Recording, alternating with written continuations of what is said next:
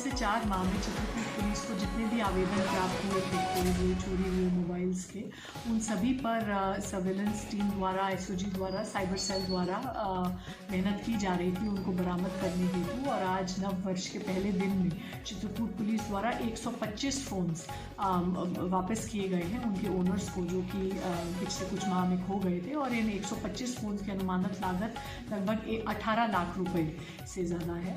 तो भविष्य में भी हमारा यही प्रयास रहेगा कि जो एक सबसे सामान्य शिकायत पुलिस के पास आती है, इस पर भी गंभीरता से और तत्परतापूर्वक कार्रवाई करते रहें। की शुरुआत हो गई है नए वर्ष से, किस तरह से आप देश और चित्रकूट वासियों को नए वर्ष की शुभकामनाएं देंगे और क्या करेंगे?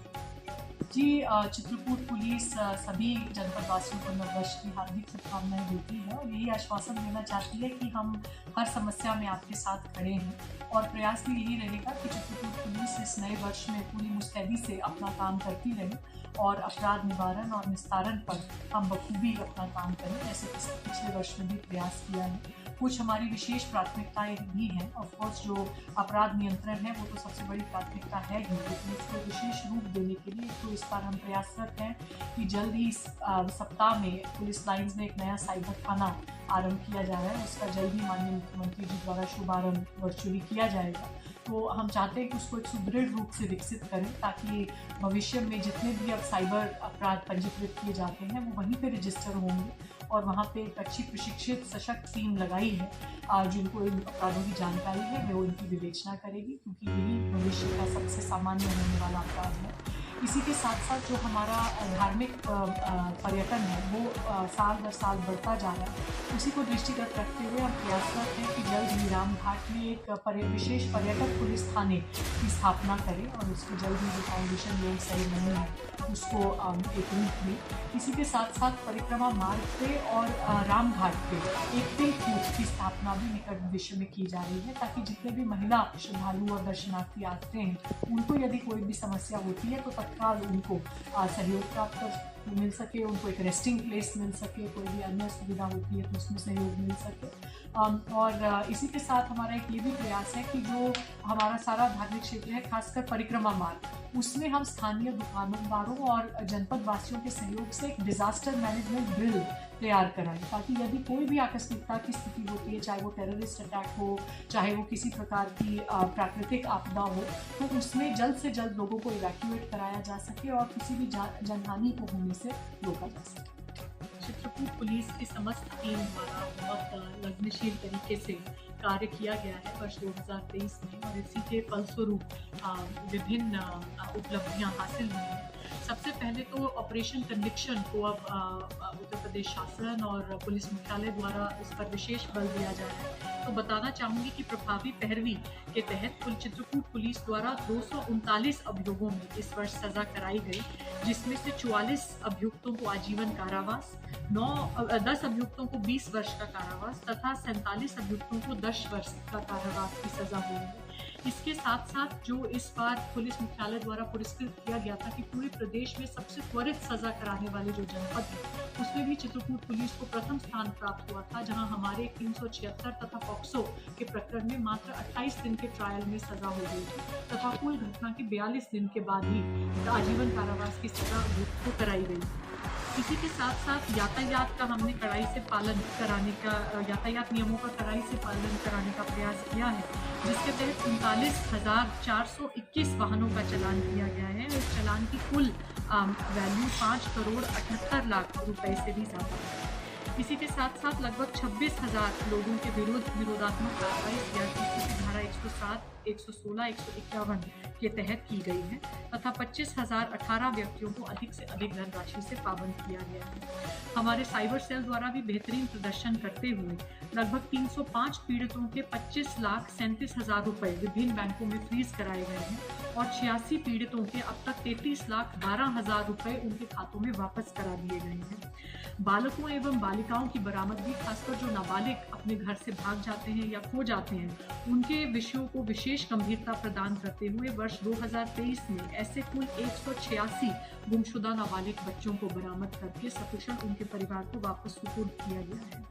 अवैध शराब के संबंध में 5,152 लीटर शराब बरामद की गई है और इसके संबंध में 464 अभियुक्त पंजीकृत किए गए हैं। साथ ही जो मादक पदार्थ हैं उसके संबंध में 1000 से भी अधिक गांजा बरामद किया गया है तथा टोटल एनडीपीएस के 73 अभियुक्त अभी तक पंजीकृत किए गए हैं। जो अवैध शस्त्रों को हम अधिक से अधिक स्तर तक नियंत्रित करना चाहते हैं उसके संबंध में 78 अभियुक्त पंजीकृत किए गए हैं, जिनमें 82 देशी तमंचे तथा अन्य फैक्ट्री मेड और कंट्री मेड वेपन शामिल थे। जो सबसे महत्वपूर्ण प्रकरण हमारे जनपद में इस वर्ष घटे थे, जैसा कि आप सब जानते ही हैं, चित्रकूट जेल में जो मुख्तार अंसारी गैंगस्टर के पुत्र अब्बास अंसारी द्वारा जेल प्रशासन के साथ में मिलकर अनाधिकृत गतिविधियां संचालित की जा रही थी, उसका खुलासा चित्रकूट पुलिस द्वारा किया गया था। इसमें बहुचर्चित मुकदमा लिखा गया था जिसमें विभिन्न लोगों की गिरफ्तारी हुई थी और इसी के पश्चात अब्बास अंसारी एवं अभियुक्त नियाज अंसारी के विरुद्ध रासुका की कार्रवाई भी की गई थी और वो इसके तहत अभी भी जेल में पाबंद है। इसी के साथ एक बहुत सफल हमारा वर्कआउट एसओजी द्वारा जल जीवन मिशन की पाइप चोरी के प्रकरण में हुआ था, जिसके संबंध में बड़ी मात्रा में बीआई पाइप रिकवर हुई थी, वाहन रिकवर हुए थे और पूरी गैंग की अरेस्टिंग हुई थी जो इसमें शामिल था। इसी में कानपुर देहात की फैक्ट्री भी शामिल थी। उनके विरुद्ध गैंगस्टर की कार्रवाई भी की गई है और हमें उम्मीद है कि आज का पहला जो हम मुकदमा पंजीकृत करेंगे वही इसी प्रकरण में गैंगस्टर का मुकदमा पंजीकृत किया जाएगा।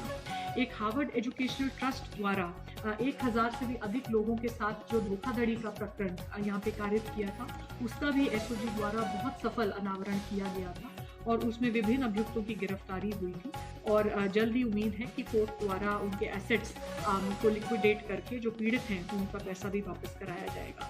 भूमाफिया हरिमोहन यादव के विरुद्ध प्रभावी कार्रवाई की गई थी। 1 करोड़ से भी अधिक की संपत्ति जो उन्होंने सरकारी भूमि पर बना रखी थी उसका ध्वस्तीकरण हुआ था। इसी के साथ साथ अवैध भू संपत्ति जो उनके द्वारा अर्जित की गई थी जिसकी अनुमानित लागत लगभग 2 करोड़ रुपए थी, उसको भी इस वर्ष हमारे द्वारा कुर्क किया गया था। साथ ही ये जनपद जो खनन से प्रभावित है इसमें विभिन्न प्रकार के लोकेशन गैंग संचालित हैं और बहुत लंबे समय के बाद किसी जनपद द्वारा इस क्षेत्र में लोकेशन गैंग पर कड़ी कार्रवाई की गई थी। एक मुकदमा पंजीकृत किया गया था जिसमें 7 खनन माफियाओं को गिरफ्तार किया गया था और इसी के साथ साथ जो पुलिसकर्मी उनके साथ संलिप्त थे उनमें से 8 का चिन्हीकरण हुआ था जो सबसे गंभीर रूप से उनसे संलिप्त थे। उन सभी का प्रशासनिक आधार पर स्थानांतरण दूरस्थ जनपदों में कराया गया है तथा उनके खिलाफ विभागीय कार्रवाई भी की जा रही है। मोबाइल्स की बरामदगी जो कि एक सबसे सामान्य शिकायत है मोबाइल खो जाने की, तो वर्ष 2023 में पीड़ितों के 305 खोए हुए चोरी हुए मोबाइल वापस कराए गए हैं। इस वर्ष बहुत से धार्मिक पर्व और आयोजन भी चित्रकूट पुलिस द्वारा सफलतापूर्वक संपन्न कराए गए, जिसमें विशेष रूप से भदोई अमावस्या जिसमें अपेक्षा से बहुत अधिक भीड़ जनपद चित्रकूट में उनका आगमन हुआ था और दीपावली अमावस्या में जिसमें प्रत्येक वर्ष बहुत भीड़ होती है। इस बार बहुत अच्छे व्यवस्थापन के बाद सकुशल संपन्न कराए गए थे। साथ ही मिशन शक्ति अभियान पे हमारे जनपद द्वारा बहुत गंभीरता से कार्रवाई की जा रही है। हमारा प्रयास है कि हम अधिक से अधिक महिला चौपाल और जागरूकता कार्यक्रम करें और अधिक से अधिक महिलाओं तक अपनी बात पहुंचाएं कि वो खुल के अपने साथ होने वाले किसी भी शोषण किसी भी पीड़ा को पुलिस के साथ साझा कर सकती हैं। इस वर्ष 1632 महिला चौपाल आयोजित हुए हैं जिनमें लगभग 45,000 महिलाओं और बालिकाओं को जागरूक किया गया।